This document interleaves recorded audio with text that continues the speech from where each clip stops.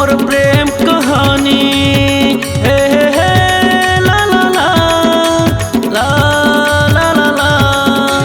बचपन के तोर मोर प्रेम कहानी गाँव शहर में हो गे सोरो।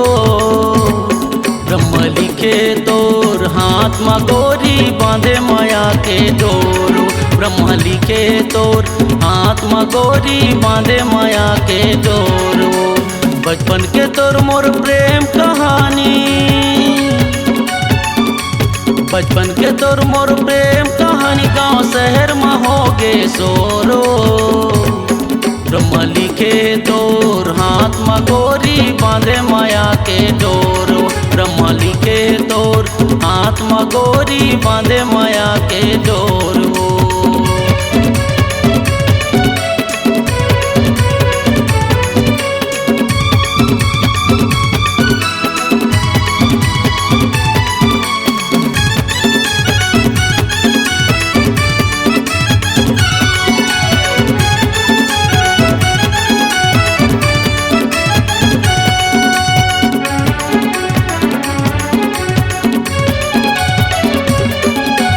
संगे संग में पढ़न लिखन हो गेन दुनो जऊरिहा। लैला मजनू हीर राजा माया मजान गवाइनो।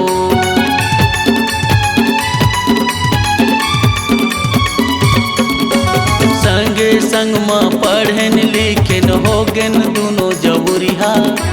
लैला मजनू हीर राजा माया मजान गवाइनो। लैला मजनू हीर राजा माया मजान गवाइनो। मैं हवा तोर दीवाना। मैं हवा तोर दीवाना सा जन्मों तक साथ निभाऊंगो।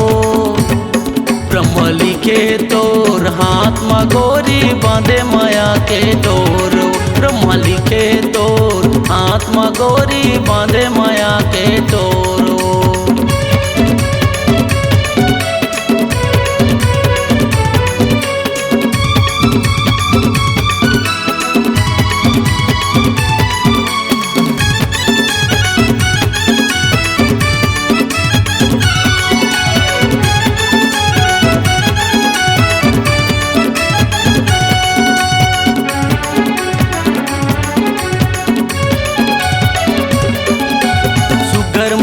के कुटिया बनाब कुटिया में खिलाबो फूलो। बड़की परे ना कोयल पपीहा हमरे च गीत लगाही वो।